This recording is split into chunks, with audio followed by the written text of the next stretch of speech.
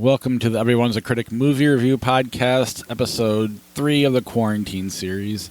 I'm your co-host, Bob Zero. With me, as always, via Skype is professional film critic Sean Patrick. Visit us at IHateCritics.net, Everyone's a Critic Podcast.com, Facebook, Twitter, Instagram. Our handle is CriticsPod. Our Patreon, IHateCritics.net/Patreon. Best would help support the podcast, and then our podcast merch tab as well at our website. We're on Apple Podcasts, Google Podcasts, Spotify, Alexa, Stitcher, all your podcatchers, YouTube. Subscribe to the show, rate and review the show. We'll try to read the reviews on the air. And on YouTube, there's a little notification button. If you click on that, it'll tell you when a new episode is up. So what's new with you? Anything? I haven't left my house since Friday afternoon, so that's something. Oh, wow. I'm not allowed. Because right. I am a first responder, and I do have to go to work. But in terms of my asthma, yeah, it's dangerous. No, you're right, because that's something that. I mean, I have asthma, just not to the extent you do, and I can't imagine. This sounds horrible if you get it, especially if you do have asthma issues. So that would not be good. So, yeah, I almost died of pneumonia once. So, I mean, I can only imagine what this might do to me. Do you know anybody that has it yet? Yeah, unfortunately I do.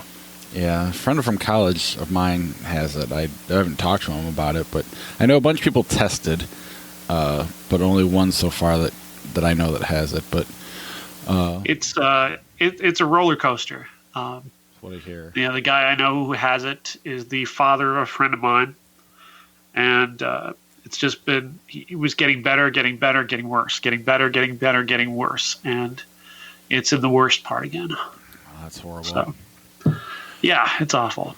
Well, our thoughts with everybody that is going through this, with everybody in general. Stay home, stay safe, stay clear. But let's get away from the corona talk and get to movies and try to be a distraction for a little bit. Let's start with The Other Lamb. Yes, The Other Lamb, directed by, I don't have her name now in front of me, but it's a Polish director who is pretty well known in Poland for her, a unique take on the horror genre, and specifically with women's issues. Especially, she's incredibly talented, and she's created here a movie that is definitely in the horror vein. But really, for me, I found this to be something more. Something a little bit better than a typical horror movie. I thought there was much more to it. The director's name is Małgorzata Jumowska, and like I said, she's been working in Poland for a number of years. The story goes that she's following this group of women who are members of this cult led by a man who calls himself the Shepherd. He has wives and he has daughters, and eventually daughters eventually do become wives, and whether he's referring to actual daughters as if these women are actually his daughter is unclear. It's very strange. They're color coded, like the daughters dress in one color and the wives dress in another color. And like I said, you can move up from being a daughter to a wife, which is horrifying. Yeah. the whole setup is pretty terrifying. But the idea here is that she's been raised in this cult, and yet somehow she's managed to develop a thought process where she's beginning to question the leadership of the Shepherd and the things that he wants and the things that he does. And one night when she sees him questioned by the police, she really, this kind of thought solidifies in her head that she's not going to, she's no longer going to believe blindly in everything that this man says, and that's going to set the story off in a different direction. They're going to leave their compound after the police visit, and they're going on this long walking journey. And even the most ardent of wives begins to kind of question him. But we're sticking solely with our lead character here, and that's really all we need. And she is really phenomenal.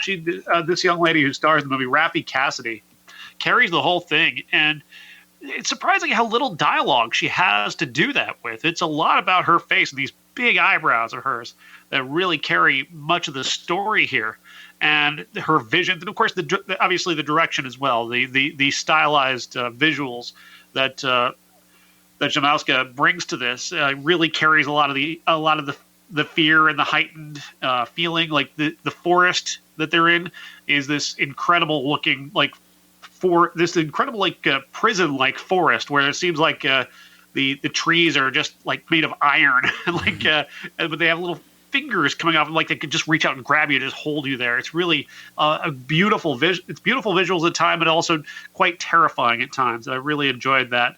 I enjoyed everything about this movie. I think it's brilliant, and I can't recommend it enough. Yeah, it's one of those. I wish I could have seen it in the theater with a crowd on a big screen. I feel like I would have liked it better. I do like it very much, but I do. Like, it seemed like there was purposely stuff left out just kind of for an artistic vision, or I don't know. It just felt like something wasn't there. Like I couldn't. Well, it was flashbacks, were they foreshadows? It just seemed like, at times she's in a car. It was all over the place, and it was never quite clear what. And it almost seemed like on purpose, but you're right. It comes back to the star. What's her name? Raffi Cassidy. She is phenomenal. The facial things she does in this movie is just insane. We talk about a movie like Texas Chainsaw Massacre, where you look at the girl's eyes and, the pure terror that you have for that movie. It exists here, too, as well. It's really quite a phenomenal movie, and I just wish I could have watched it with a group of people in a theater, because I feel like I'd have appreciated it even more than I did.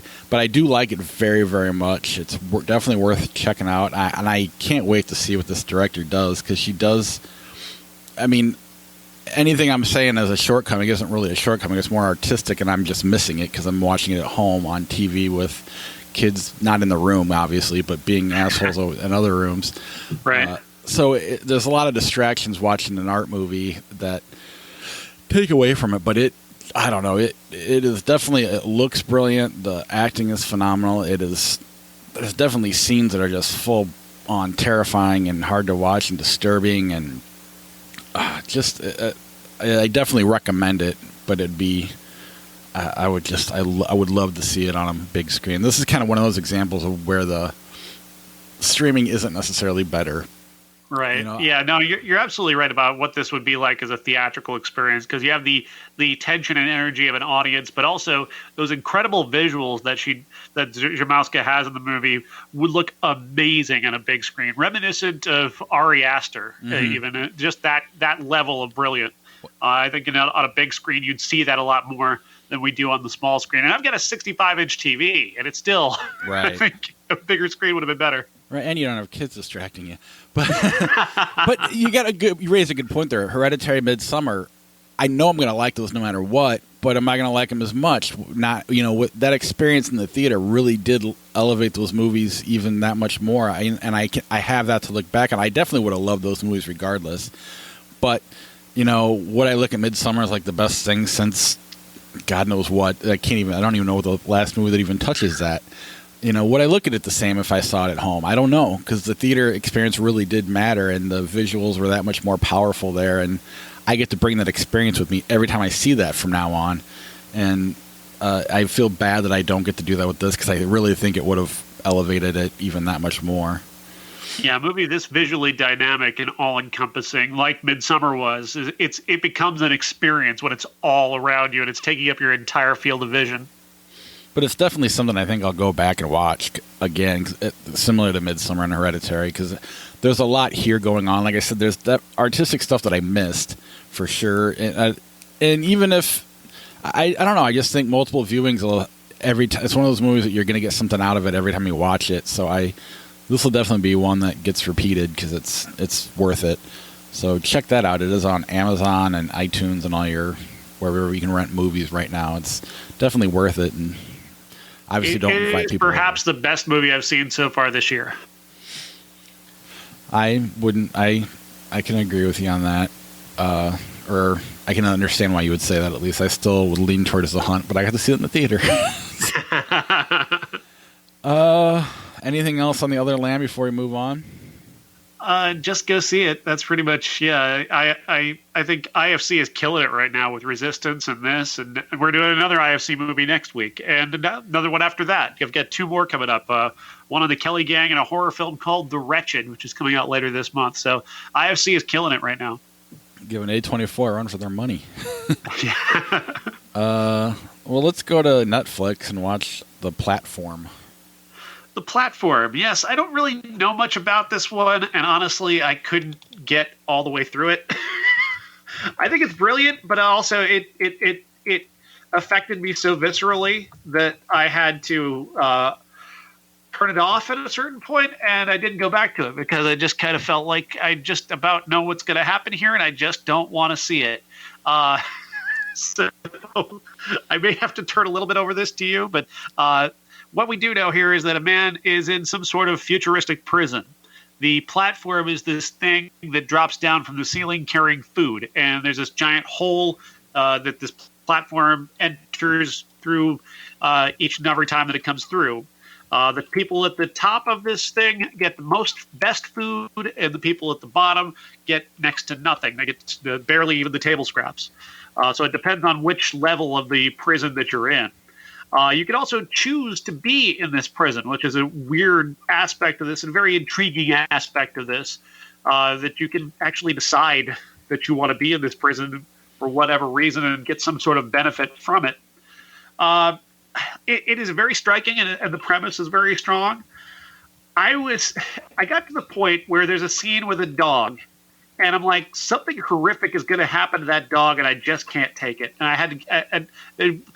I guess the film is very effective in that way, but I felt like something horrible is going to happen to this dog, and I just don't have the emotional strength to go with that. Yeah, it's a very gross movie. On top of that, I mean, I'm not a fan of watching people eat garbage and it's a lot of that. I mean, it's basically this giant table that goes from level 1 all the way to like level 2 something, and as people eat off of it, the dishes stay there. It just keeps lowering, so it's not like they're cleaning it up, and you're literally getting scraps. Like chicken with the meat hanging off, and you're watching people eat that. It's really, really gross, and obviously they're pushing that metaphor down your throat of the haves and the have-nots, and the people above you and the people below you, and what you can do. And you have different characters.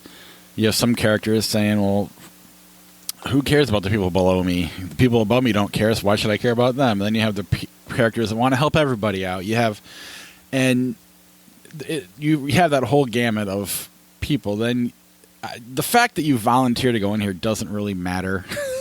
Yeah. They just need to get you there. So they never really play that part of it off. It is intriguing, but they leave it there. So it's almost like, I guess I get because this is a Spanish horror film. And I get the idea of maybe perhaps this is sort of like immigration, like you've got to go through this awful process, and maybe if you have a lot of money, you get through the process quickly, and you get all the best of getting through the process, and then if you're at the bottom, you're like sneaking into it. Like, I get what they're going for with that, but some of the visuals are just so hard to take, and some of the sound design is so hard to take. Like I said, I couldn't do it. I just had this idea that something horrible was going to happen to that dog, and I'm like, nah, I'm done. Yeah, I'll tell you something that happens. They're on level 6, because basically after every month you move to a different level in this thing. So aside from the immigration, then there's also the class thing. You get to basically experience being the poorest of the poor and the richest of the rich within this prison. And they were at number 6, which is really high, so you get a lot of the fresh food. And one of the guys decides he's going to try to climb up to level 5. So he throws a rope up. The people on level 5 are going to help him up. And they're holding the rope, and he's climbing up, and then all of a sudden they start shitting on him to knock him back down to 6. It was really, really disgusting. I don't know. And that was what they used that to, there's one super, I guess you would say, liberal character in here who's really trying to use this prison to help people, to train people to just take enough for yourself. And then she'd make a plate for the people below them and be like, this is yours. Then you make a plate for the people, kind of the pay it forward type thing. Obviously doesn't work in something like this. She keeps trying to get the people underneath her to listen to her, and they don't. And then the guy in the cell, he threatens to shit on them. They use that a lot. He doesn't, obviously, but he threatens it, and then it works. You know, the threat of being shit on is what gets them to start doing things. But it again, all it takes is one level that doesn't follow the rules, and it kind of shows you how. I mean, I know it's Spanish, not American, but you can definitely relate to it here in terms of a class thing. You know, it's hard to. People don't like to let go of what they have, and you know, really, if you want to change the world, you know, quit having, you know, poor areas and rich areas and just kind of integrate it all. But nobody's willing to step down. You know, everybody wants to step up, and no one wants to step back. And even those that do don't want to enough. You know, so it's. And unless you get it, I don't know. It's a good metaphor. It's pretty easy to follow. Yeah, it's not challenging whatsoever, other than the visuals. I feel like I got, like, even only watching half of the movie, I feel like, I got it. Okay, fine. You probably even have it just reading the premise, if I'm being honest. But it is, I mean, it's one of those challenge to get through. Maybe we can make Zach watch it next time he comes on the show. Why would we make him watch all the movies with shit in them? I don't understand that. Because he's a new guy. That's what you do. We never got the chance to be like the frat guys and, you know, treat people crappy, so let's do it to Zach. No. You can also watch the Cook, the Thief, his wife, and her lover then. Yeah. Later. I'll get to that later. Were there any other new movies we're going to talk about before we get to the classic? You know, I mean, not really. There's no other, there's nothing really. All right. Well, the movie that were supposed to come out this week obviously didn't. I know that not James Bond. That's actually supposed to. That was supposed to be next week. I want to just take a look here and see just what were we supposed to get this weekend, because it's just kind of long. It just kind of building in on that longing that we all have. Peter Rabbit, The Lovebirds, and Saint Maud and New Mutants were supposed to come out this week. And we don't get any of those, and it's very sad. We don't actually know what's going to happen to any of those movies yet. We don't. I think The Lovebirds is supposed to come out on Netflix. I think New Mutants, I think, has been pushed to later this year. Peter Rabbit's getting pushed again. We don't know yet. And Saint Maud, they've not made any moves about Saint Maud in A24 yet. Yeah. But, I mean, a lot of these movies, not those particular, but other movies, you know, Onward, The Invisible Man, they're all available to rent for like $20, $21 on Amazon and probably iTunes and anywhere you can rent movies streaming wise. And Onward's now on Disney Plus already. Really? Yeah. Wow. I had someone, my friends watched it and they were talking about how amazing it was, and I was like, it's fine, but I don't know if I'd go that far. And they're just talking about how they were crying, and then they were having a conversation about what guys cry and what girls cry out, and it was like, well, that's not really fair, because, you know, guys cry at different things. Everybody cries. It's hard. But anyway, the next one we're going to talk about is a movie that always gets me, so I'll just hit the button. Ladies and gentlemen, this is the main event for the linear, legitimate, and universally recognized, undisputed classic. That Thing You Do. Directed by Tom Hanks, and came out in the late 1990s, early 2000s, when I was actually on the radio on a hot AC station, and one day we actually started playing the song, and it was really awesome. I was so happy to play it. It's such a great song, and it fit right in. You could play that song on pop radio in, like, what was it, 2002 or whatever it was, and it was amazing, and it remains amazing. This is a great story about a band from Pennsylvania that gets discovered and becomes eventually a one-hit wonder because they can't keep themselves together. It's like a slightly older, poppier version of Almost Famous in some ways. Not quite as soulful, but still quite moving and entertaining. Tom Everett Scott is the star here as the band's drummer, who's just kind of really happy to be here. It's just really very happy to be here, and I love that vibe. But I also love that his journey and his growth and the beginnings of his depth is what this story is really about. And I really enjoyed that journey. Him and Liv Tyler have a wonderful kind of distant romance throughout this, obviously because she's with the lead singer of the band, but they're breaking up and he's becoming a real asshole throughout this, and his journey is also really interesting. And you got Steve Zahn, who has a really fun arc in this movie as well. Everything about this movie is just really solid. The direction has a great vision to it. Like Tom Hanks has a very specific aesthetic that he's going for, and he really captures that aesthetic of the 50s and 60s, especially once they get to Hollywood. He's really it almost feels like there's elements of Once Upon a Time in Hollywood kind of has a similar look to it, which is kind of fun. I dig this movie a lot. Yeah, I absolutely love this movie. You know, if you're going to talk about music movies, I mean, this is probably my top 3, top 2. I mean, obviously, Almost Famous is impossible to move, but this is right there. It's just fun to watch.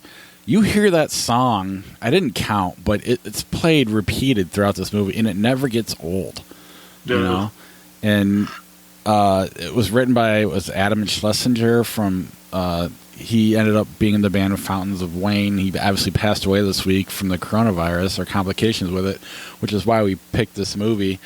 Because I didn't realize he had written it, and he ended up having success with the band later on. I mean, this was before that. In 1996, this came out. I don't know. It's just such a fun movie to watch, and you're right. Everybody is. I don't know. I love band dynamics, and you always have that character. You need all those pieces to fit to make a band work, and he's happy to be there. He doesn't really have a care in the world. He's kind of oblivious to certain things. His girlfriend's leaving him, played by a very young Charlize Theron, early on in the movie, and he's just kind of oblivious to it happening. I mean, anybody else could see it happening a mile away. But I don't know. The scene when it comes on the radio and they all run into the store it's kind of the Tiny Dancer scene in Almost Famous. I mean, it's not that powerful, but it still gives me goosebumps and brings a tear to my eye. It's that I don't know. It's that level of excitement is truly captured by Tom Hanks and all of them. I don't know. It's one of the most watchable movies. I don't know. I just really, really like it. And Tom Hanks is really great at it too, as this cynical manager character. He's a much more cynical character than you give him credit for. For Tom Hanks, the type of playing, it's definitely against type. He's kind, but he's very pragmatic and very serious. And I really enjoy the actorly touches that he brings to this character. It's really well played, and it's a scene stealer too. Definitely. I mean, there's Jonathan Shage is the guy I was trying to think. Go ahead. No, you broke up for a second. Go ahead. Bob? You there? Can you hear me? I was just saying that. Yeah. I can hear you. Can you hear me? Yeah, we just had a brief breakdown. Did I lose you? I'm here. We might be delayed at the moment. Okay, good. Just got to get through this little rough patch. We should be back. Go ahead with Jonathan. Jonathan Shage. He plays Jimmy, the lead singer, and there's just this thing about him is sort of this sort of magnetism to him that makes him a lead singer and an artist and an uncompromising sort of visionary that you can kind of see being very, very successful, even as he is just a complete jackass. And you don't feel good about him succeeding, but you kind of can see it. Like you can see how talented and how, like I said, a visionary that he is. And I kind of love that Hanks is okay to leading in with him. Like, he's a piece of shit, but he's really talented. Right. I mean, there really isn't a protagonist and antagonist. It really does follow Tom Everett Scott, Guy Patterson's throughout it's really his journey, and then Faye, Liv Tyler, their co-journey, I guess, if you will, that really makes this movie matter. But I guess, because, Tom Hanks there's parts that are antagonist about him, and so it's same with Jimmy, but they're not wrong. They can be they have dickish moments, and I don't know, it's just captured so brilliantly and so fun to watch, and I can't think of a movie that plays a song as much as they play that. and it doesn't get old. It's that alone is impressive to me. Yeah, it's true, and I love the way they lean into the one-hit wonder aspect of it. It's just so smart. Even calling the band the Wonders it doesn't grate on me. That idea that doing that doesn't even bother me. It might seem too precious in a lesser movie. And Steve Zahn really does, when he's on the screen, he steals every moment. Just, he get the whole Oneaters thing. When he does an interview, he just says something. I mean, he's clearly just, kind of that Jack Black role in High Fidelity. He kind of has here, only to another, even a better level. He's so funny, and it just makes me wish he was still doing stuff, because he just adds so much more to this movie that I didn't know it needed. And even Ethan Embry's pretty fun. Yeah. I love that his disappearing scene when he just runs off and they have to replace him and they just bring in this random dude. I love that scene. It's so good. And the way Giovanni Ribisi, he's supposed to be the drummer, and he just falls down and breaks his arm. But it's funny, and it's they keep coming back to that, and Guy ends up taking his spot, and then he ends up taking Guy's spot at the appliance store. But just that 30 seconds I'm jumping over parking meters, if he doesn't do that and break his arm, that song never happens, because of the uncompromising genius of Jimmy. He was wrong in that particular case when That Thing You Do was a ballad and they brought in Guy and he just turned it into a pop song.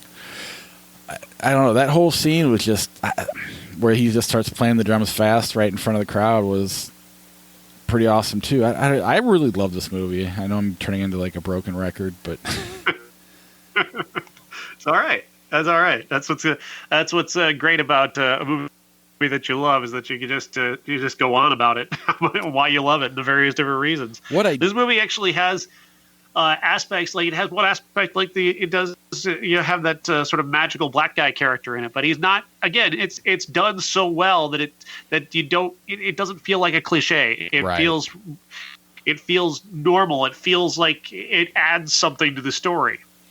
Yeah, it feels organic. I mean, it's really more the jazz player that makes it. So I don't know. It's, again, that whole scene at the end was pretty freaking awesome, and I don't know. And the way they play their instrument, it looks like they're really playing. As far as I know, they were. I don't know. And I've always hated that about certain movies.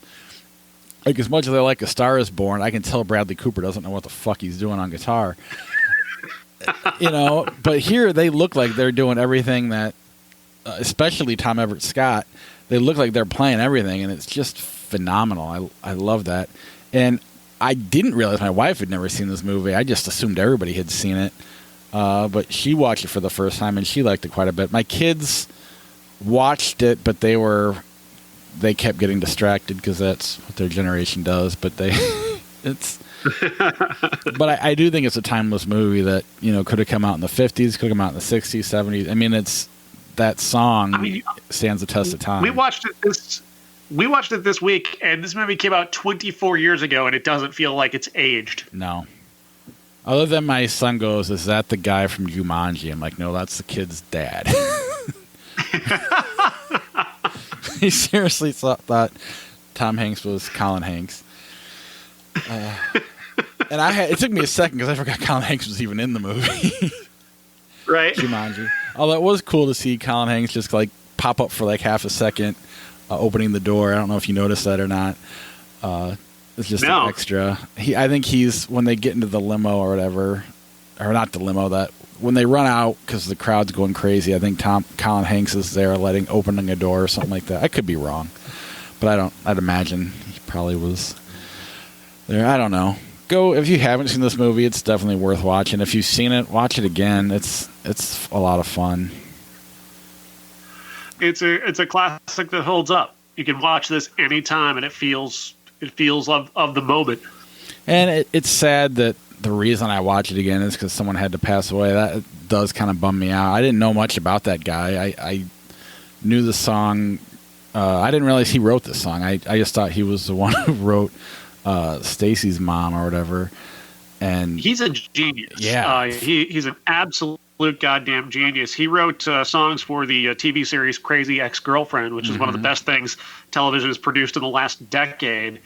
I was listening to a bunch of his songs from that show last night because the creator of that show, Aileen Brosh McKenna, was paying tribute to him on Twitter, and she put out this chain of tweets that are just the songs, just some of the songs that he wrote, and they're all incredible. They're all these brilliant, over-the-top, unique, fantastic pop songs that are obviously inside the world of Crazy Ex-Girlfriend, but they just work. They just communicate so extraordinarily well, and so many different genres. He wrote a tango. He wrote a 50s pop song. He can write a rap. He can do anything, this guy.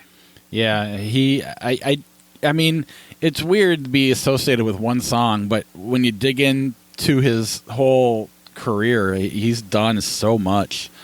I mean, he was part of I think they recorded like a lot of Crank Yankers at his house in his studio. You know, that huge hit of it. I mean, the guy's done so much. It really is. It's a shame that this is how I learned about him. You know, you look at it and you go, "Oh, the guy who wrote Stacy's mom had the coronavirus. That sucks," or "That's weird," or whatever you think. And then, man, it was. I didn't know he did this. I didn't know any of that stuff. It's, true genius, and it's a shame that this is the way that brought us back to this movie. But I am grateful that he was part of this, and he's a very big reason why this movie works. Because if that song's not as good as it is, this movie doesn't work as well. Oh, absolutely, absolutely. Anything else on Adam or That Thing You Do? No, just check out everything that he's done, especially if you've not seen Crazy Ex-Girlfriend. It's on Netflix and is, like I said, one of the best things that television has produced in the last decade. Yeah, definitely. All right, let's move on to 1990, and let's start with John Waters' Crybaby. Crybaby, starring Johnny Depp in the role of Crybaby. He's a drape, as they call them, I think. What was the title? It was Drapes and what? Drapes and Squares. Squares, that's it. And they were proud of being squares. Drapes and Squares, set in the 1950s. The drapes are essentially the greasers, and the squares are essentially the preps. He's just kind of changed up that dynamic that most people are familiar with from the 1950s to give it that kind of John Waters feel. It's a musical and a romance, which Johnny Depp falls in love with a square named Allison, and their kind of star-crossed romance gets interrupted by fights and him going to jail and having to try to break out of jail and all this utter, complete, very watchable nonsense. I don't really know what to make of this movie. I mean, it's John Waters, but it's also really super accessible John Waters. Like, he cuts back a great deal on his usual weirdness here. This is a very palatable John Waters movie. It's the most mainstream thing I think he's ever made. Yeah, I mean, it's definitely weird, though. I mean, it's not as weird as probably some of those. This is probably the first thing I've ever seen by him. Didn't he do Hairspray? Yeah. Wouldn't that be more mainstream than this? I don't know. He did the original Hairspray. Well, I know, but was that not his biggest movie, or I don't know. Perhaps. But I think that one's a little bit actually weirder than this one. Really? I haven't seen it, so like I said, this is the first one I've ever seen, and it's definitely palatable. It is definitely watchable nonsense. Entertaining. I don't know. It was just, I'd rather watch this than Grease, if that makes sense. I don't know. It's heightened enough that it's just kind of, it is what it is. You got good actors having fun, and I mean, everybody looks like they're having a blast, so I don't know. I enjoyed it for what it was, but I don't know that I'll go back to it ever or call it a classic, but it was fun. Yeah, I don't need to ever see this movie again. It doesn't really do anything for me. There isn't particularly anything memorable in this movie. I wanted more Willem Dafoe, but well, I saw him in the credits. I'm like, oh, great, Willem Dafoe's in this. Then I forgot, and then when he popped up again, it was great. And then Iggy Pop, I see in the credits. He's been on screen a lot, and I don't even know it's him until I look at the credits. I'm like, oh, that's who Iggy Pop was. But I don't know. I mean, there's a lot of colorful characters and over the top music stuff, but really, I don't think this movie has a second gear. There's like it's just sort of there for the most part. It's pleasant and fun, and it's a trifle, but there's no real essence to it. Like, it doesn't find that next level of being a really great movie. It just sort of is. Crybaby sort of exists. Yeah, that's fair. And nothing wrong with existing. It could be worse. No, it could be bad. Usually, I've been through some John Waters, and usually there's a not a point so much as just a taunt. Like, he's just sort of poking you throughout his movies, and kind of sometimes he's trying to gross you out, sometimes he's trying to piss you off, and at least I find that to be energetic and more memorable than this. Like, Female Trouble is a really great movie. For being taunting and being weird and exciting and different. This movie doesn't really have much of any of that to me. No, there's definitely no point to it, really. And it's a movie you've seen a million times, just kind of in the goofy John Waters way, I suppose. That's the only thing that makes it different than something like Grease, or, I mean, even like an Animal House, where you have or anything that's nerds versus jocks, or anything, any group versus this versus that. It's just, this is the same movie, just with the John Waters touch. Yeah, I mean, you've got the classic Romeo and Juliet thing. I mean, there's just, he doesn't even really put any twist on that trope. And he doesn't even really care if you buy into it or not, because I don't buy into anything. But he made it entertaining enough that it was watchable. So, I guess that alone is good enough. Let's move on to The Cook, the Thief, His Wife, and Her Lover. Peter Greenaway directed this with Helen Mirren and Michael Gambon. Michael Gambon is the thief of the title. He's a criminal whose criminal enterprise is basically like leaning on restaurants and getting them to pay him to protect them from himself. He has one particular restaurant that he truly enjoys, a French restaurant that he frequents every night. With his wife, Helen Mirren, who begins to have this sort of flirtation and then affair with another guy who eats there regularly. They begin this romance, and they begin sneaking off and having sex in the restaurant while her husband is there, kind of entertaining his guests and being a loudmouth asshole. Then, of course, eventually the husband's going to find out, and we're going to kick into a different story. But the story goes that, of course, that she's cheating on her husband. He's going to find out eventually, and the story's going to change a little bit. This movie is unique for sure, and has shocking elements, but it also has these long, drawn-out monologues that interrupt some of the more shocking stuff, and the movie becomes kind of repetitive. It wants to be this big, like a taunting sort of. It has elements like of those types of movies. Oh, what am I trying to think of? Sallow. Like, it has elements of that where it wants to be shocking and push boundaries. Like, the first thing you see in the movie is Michael Gambon and his gang are beating up this guy and making him eat dog shit. Like, that's the first scene of the movie. They just cover this guy in dog shit and they're just shoving it down his throat. The camera is constantly like moving on this track that is almost like on a stage in this giant stage set where you go outside, through the kitchen, and into the restaurant. And those are basically the three places you're going to be throughout the entire movie, and the camera is just sort of swooping along this track through that, which is visually interesting. And the color that Peter Greenaway uses, he uses color brilliantly. It's a very painterly looking movie, also very stage bound in its way. But again, these long sort of drawn out monologues do get in the way of this being sort of like it wants to kind of have an aspect of Old Boy in a way.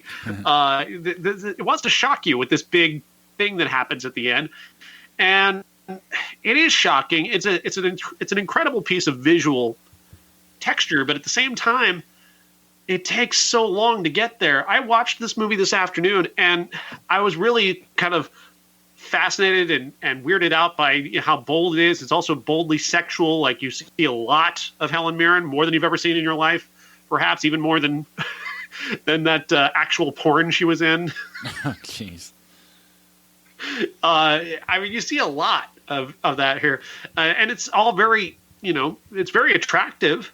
At the same time, again, the movie just kind of drags and repeats this scene of Michael Gambon just being more and more of a loudmouth asshole, and that character really never takes on another dimension. He never becomes really tragic or Falstaffian or Shakespearean. He just doesn't. You never really get to another level with him. It's the same performance in the same scene over and over and over again. He's not elevating the shock. He's shocking from the start. And, him shoving dog shit down one guy's throat and then, making another guy eat a book and then stabbing a woman in the face with a fork, they're all shocking. And it's just one shock to the next till you're desensitized to him. And he's the one who's getting set up for the big shock at the end. And I thought it lost a little bit of the impact by the end. And I really wanted this movie to be incredible and brilliant. And in many ways it is. From a visual standpoint, it's remarkable. And the final visual is shocking and well accomplished. But overall, this movie kind of left me cold. Yeah, I made the mistake of reading the Wikipedia page and that explaining the plot. And I was like, oh, it sounds good. Do you think if they don't let up off the gas, it's more effective, or do you just think it just makes it that much more desensitizing? I think maybe if they went full horror with this and Right. really kind of abandoned the more thoughtful stuff, then maybe it could be something that at least people talk about still today.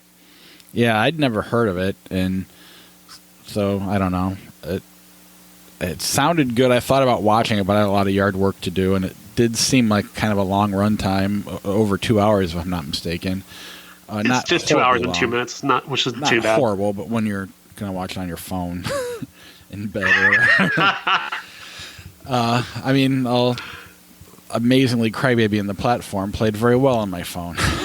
But at that point, I was a little exhausted. Didn't know if I wanted to spend another 2 hours. And it sounds like I'm glad I didn't, because I got to read everything that happened. Yeah, it's in many ways incredible and well accomplished. I don't feel there's anything more to it than this repetition of what Michael Gambon's character does, and I just wanted to see something with a little bit more depth of his character. And I really, the romance aspect didn't really move me. Like the guy that Helen Mirren is with, I found him to be incredibly bland. And the movie sees him as something, of a tragic hero character, and I just didn't really get that. He's not a movie star. He's not particularly handsome. He fits into an idea that the movie is going for about this boorish society in which they live in, where Michael Gambon thrives, and this guy is just sort of this brilliant, very sexual character who's should be thriving, isn't as much, and I don't know. The idea is there. I just don't know how well accomplished the idea is. The visuals are amazing. Greenaway is definitely a visual stylist of the highest, but just doesn't work for me overall. Ernest Goes to Jail.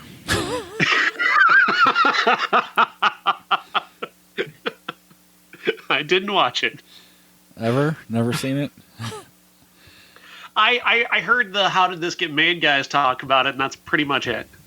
Yeah, I don't remember it either. I figured somebody wants us to talk about it, though, but it's out there. You can watch it if you want. And it goes really well with Crybaby and the cook, the thief, and his lover, or his wife and her lover. Make it a Patreon goal. We get up to a certain amount on Patreon, we'll watch all of the Ernest movies. We'll do an entire Ernest episode if you get us to $500 a month. Might have to be a commentary track because it'll be a boring episode. Have you seen The First Power, I Love You to Death, or Impulse? Those are the other three movies.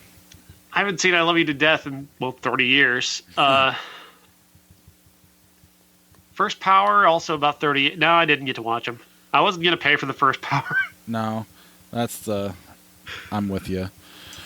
But I like to list movies that came out as well. Next week, The Rift, Crazy People, The Gods Must Be Crazy 2, Vital Signs, and Cinema Paradiso came out.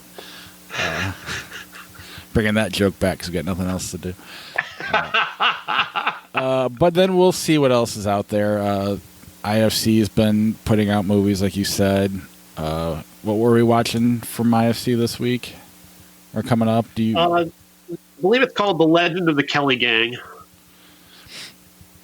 And we're going to keep an eye out and see when that Come On Nanjiani movie comes out on Netflix. If anything else cool happens, we'll watch those two. A24, I'll pay for whatever they want to put out. So exactly, yeah. Whatever. Take my money right now for Saint Maud. Just right. And that when I watched, if you go to The Other Lamb on IMDb, Saint Maud pops up as something recommended with that, or not with it, but the recommendations underneath it. So I don't know. Please come out this week. Is what I'm getting at. Please, A24, please, we need you. Yeah. Before I have to watch something. I did watch My Girl this week. Really? Why? My wife was showing. I guess I didn't watch all of it. My wife was showing my son it, who has anxiety problems. I don't know why the fuck she picked My Girl. Because, of course, as soon as the B scene happens, when his anxiety acts up, he goes and takes a shower because it calms him down. I don't know why that's like what helps him out. So immediately after that scene or after the funeral, and my wife crying made him anxious. So I went and took a shower to get back to normal. But yeah, she just every now and then she likes to show the kids an old movie that she liked as a kid, and this weekend she picked that. So that's my story. Interesting. I spent most of my week was on music.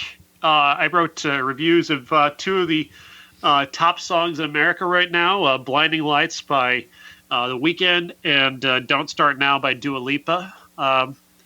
And really loving writing about music, which I do occasionally. But this is the first time I did 2 in 1 week. And just drilling down, the Weeknd, that song, Blinding Lights, is incredible. It sounds like it came out in 1981. Wow. Yeah, I've never heard anything quite like it. And the synth line in that is one of the most incredible hooks in history. It's amazing. That's cool. I've never heard the song. I've been on like a Heart kick. I don't know why. Just going like old school Heart, like Crazy on You and Barracuda. I mean, I've been trying to learn how to play them on top of that. So that's, I guess, all I've been doing music wise. Oh, hey, we didn't even talk about the best movie this week. WrestleMania?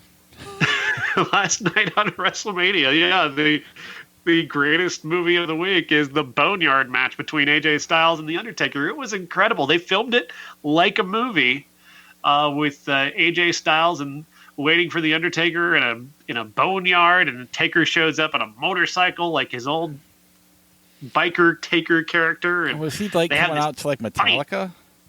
Yeah, he came out to Metallica. Yeah, he drove up to Metallica, and it fit. It really worked. They used that throughout the fight too. Is scored. The fight is scored, so it's pretty awesome. Wow. I can't recommend it enough. It's one of the best things that WWE has ever produced. They really turned it into a short film, this 20-minute movie of these two just beating the holy hell out of each other. And everybody keeps saying that AJ Styles got buried in this match. I thought Taker made him look great, like he looked like a legit tough guy. The sound design that they used in the punches was phenomenal because you could really hear it. And it really sounded like AJ Styles was laying it into The Undertaker. That's cool. Did they like literally bury AJ Styles at some point? Yes, literally, yes. Okay, it so was a maybe that's what they boneyard meant. match, which is basically what they used to call a buried alive match back in the day. And yeah, that's how it ends. Is there a scene where his hand comes out of the ground in those stupid gloves? No, it just sort of happened that he was raising his hand as he was getting buried, and his hand he didn't pop up or anything. It was just there. All I saw was John Cena's weird-ass Instagram account with AJ Styles' hand coming out of the ground, and I was like, oh, that's weird. If you want to follow We're somebody... going to do another one tonight with John Cena. another short film with John Cena and The Fiend, which ought to be really amazing. Yeah, normally I hate those because you're going away from the crowd, but when this particular scenario where they're playing for an empty arena or wherever, performance center, it's cool that they're spending the time and money to do it. So I'm curious. Whether I watch it live or not, I don't know, but I'll definitely check them out. I don't know. Do you know how they're doing in terms of viewership, or I guess it's too early? No clue. No clue. Yeah, I don't know. I restarted my network subscription just to watch it last night because I was so intrigued and I was pleased. I came away really, really happy with how that went. And even with an empty arena, it still was kind of awesome. So far, I've only seen the first match, Alexa Bliss, or the tag team thing. Yeah, which is fine. It was solid. It's cool that you can hear them in the ring talking, like trash talking each other. That really works in the Seth Rollins Kevin Owens match. That's what I heard. The two of them have amazing chemistry together. Yeah, so I'll have to check that out. Hopefully tonight, hopefully people don't stop listening because I like wrestling. Well, that was the other thing is. My wife loves documentaries, and she, especially when you get the stuff about like serial killers and murders and, murder-suicide. So I'm like, hey, you need to watch this The Dark Side of the Ring thing. And she didn't know what it was. I didn't say Dark Side of the Ring. I just said it was a documentary about, someone who, I wasn't sensationalizing it, but for the interest of getting this out of my mouth fast enough, murder-suicide. And, so she was ready to watch it, and as soon as they started with the wrestling, she got on her phone and stopped paying attention. I'm like, you would love this if it was literally any other profession, because it really is intriguing. And I don't know if you watched the New Jack episode or not. That was pretty good too. That's a hell of a show on Vice, The Dark Side of the Ring. Yeah, absolutely. All right, you want to play some Flick Chart? Sure. Broken Arrow, Captain America, the Winter Soldier. Captain America. Agreed. American Hustle, Pinocchio. American Hustle. Love that movie. Hostel, Starsky and Hutch. Starsky and Hutch. The Sum of All Fears, Free Willy. Sum of All Fears actually isn't that bad. Just because it's Ben Affleck, I'll go with you. I haven't seen it. E.T., You've Got Mail. E.T. Yeah. Mad Max Fury Road, Freaky Friday with Lindsay Lohan. Mad Max. I wrote an article about my unpopular opinions, and because that's a big game that's on Facebook now, where people just write 10 things that are unpopular. One of them, the top one, was like the fact that I like professional wrestling, but the among them was that I think Mad Max Fury Road is a good movie, which is unpopular because I don't like it enough. Yeah, I remember that. We watched that not too long ago, I think. I do think it is probably the best action movie of the last decade, but I don't know. It doesn't mean much. Whiplash, The Matrix. Whiplash. Agree completely. Contamination. Matrix is good, but I mean, Whiplash is a far better film.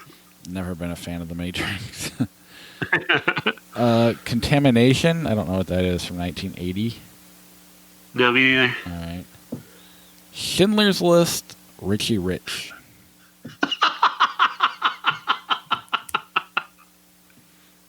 Schindler's List. Schindler's List has never been so funny. Just you put Schindler's List next to anything, it's just so weird. It's like that United 93. You put those two movies against anything, you're like, why would I ever watch either of those movies ever again? Right. The Incredibles, Alien vs. Predator. The Incredibles. Even though I don't like The Incredibles, it's better than Alien vs. Predator. Eurotrip, Romancing the Stone. Ooh, that is tough. I mean, Romancing the Stone is fun, but I've watched Eurotrip so many times just by accident, just because it was there. I'm going to go Eurotrip. I am too. Just because Romancing the Just Stone was weird ruined for me. how watchable that movie is. Is that the song with Matt Damon at the Matt beginning? Damon, yeah. I wonder who wrote that one. Invincible, Dragonheart. Invincible. I've never been a big fan of dragon movies. Yeah, I'm with you. Bad Times at the El Royale or All the President's Men. All the President's Men. Yep. School of Rock, Ratatouille. Ooh, tough one. That is hard, man. Ratatouille for me.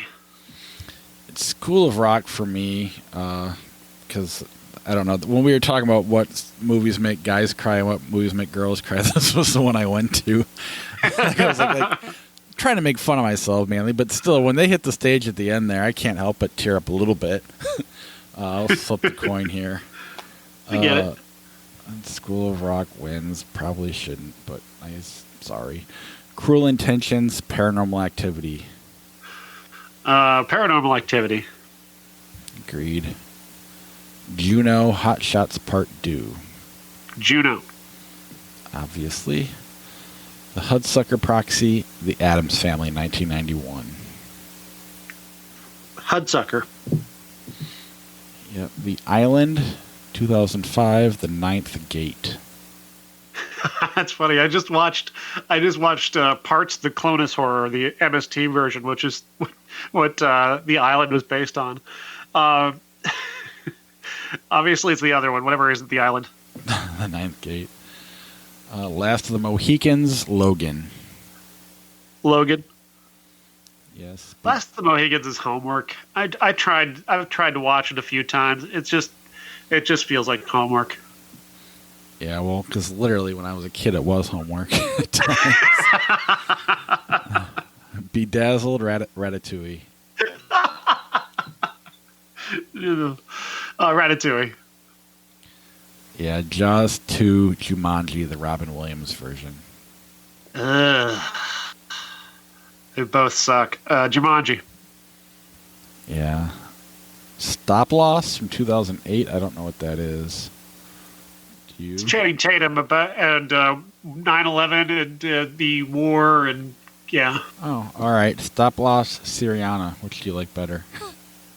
Syriana, I guess. I'll never watch it again, but it's a better movie. Beverly Hills Cop, Bewitched. Beverly Hills Cop. You've Got Mail, The Graduate. Oh,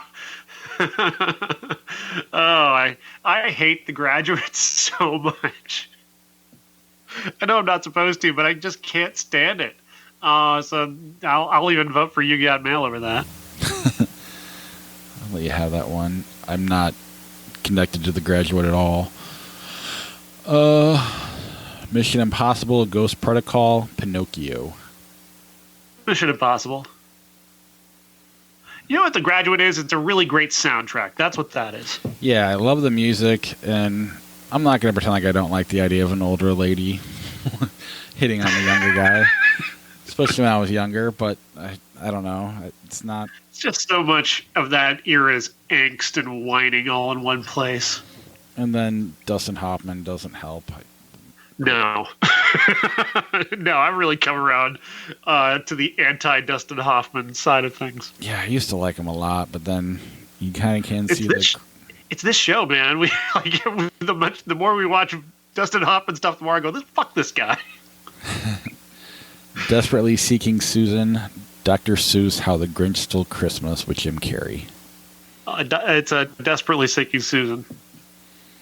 Reservoir Dogs, Secret Window. A lot of Johnny Depp this week. Yeah, because we talked about Crybaby. Because the Flick Chart is listening to us. I love Secret Window, but it's the first one. Yeah, Reservoir Dogs. Yeah, Reservoir Dogs. Like I don't know why I forgot the title, but yeah, that's that. Obviously, it's Tarantino, and it's a great movie. The Shining, Double Jeopardy. The Shining.